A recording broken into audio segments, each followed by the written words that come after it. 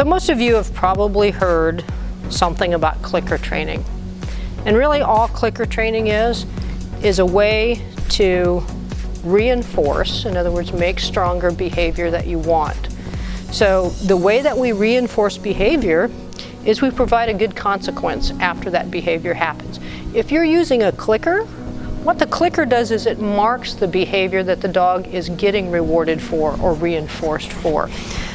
The thing I love most about clicker training is it's a way to build a great relationship with your dog, because you're asking for what you want and you're rewarding it when it happens. And so that's why I love clicker training. A lot of people will call it positive training because we're looking at it from a positive angle, right? Instead of saying, I don't want you to do this and I don't want you to do that, and setting up that adversarial relationship, instead you're saying, that's what I want, and you're setting up a cooperative relationship. Now there are a few rules, if you will, about clicker training so that the dog understands the clicker and understands what's happening. Remember, dogs don't speak English, so we have to have a way of telling them that's what I wanted, and that's really what the clicker does. So with Moxie, the way that I'm going to start with her in clicker training is I'm going to make the sound of the click and then give her a reward. As long as she's doing something acceptable, I can do that, because really what I'm training is that this means you get a reward afterward. It's called charging the clicker. And so I'll go, obviously, she already knows what the clicker means. And then I'll wait a random amount of time and treat. Remember, when you're clicker training, all your body movements count.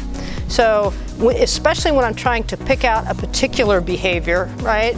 I want to stay neutral until the behavior happens. So this is my natural neutral position. And then when the dog does something I want, I click. So you click first and then reach in and get the treat.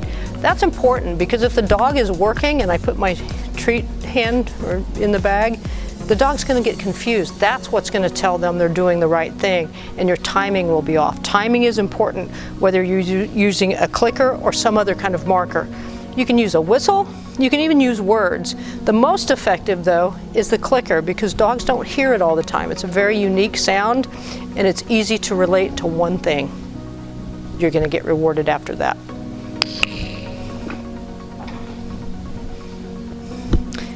Now you can teach your dog cues, simple words that provoke a behavior or prompt a behavior, but they don't understand English, so you have to keep those cues really consistent. So for example, her cue for being down on the ground is down. So I go down, and I get that behavior, because she relates that word with that particular behavior.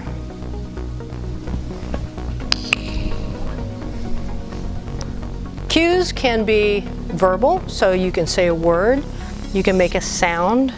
At one time, her backup cue was beep beep. Let's try it again. Come here. Beep beep. Yes. So they can be a sound, they can be a word. I use a lot of hand signals because your dog is always watching you, so I can use a hand signal for sit. You can even, believe it or not, cue your dog with like a word written on a sign. It's not that they can read, it's similar to that they don't know English, but what they do know is 3 letters in that particular shape on that card. It means sit. So it's relatively easy to come up with a lot of different creative cues. One thing I really love to do with dogs is teach them environmental cues. So things like when the doorbell rings, I go run and lay on my bed. When people raise their arms, I don't jump, I sit instead.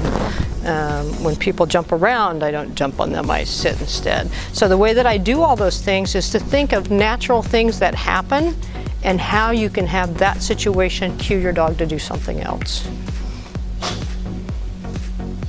Apparently being on camera cues this.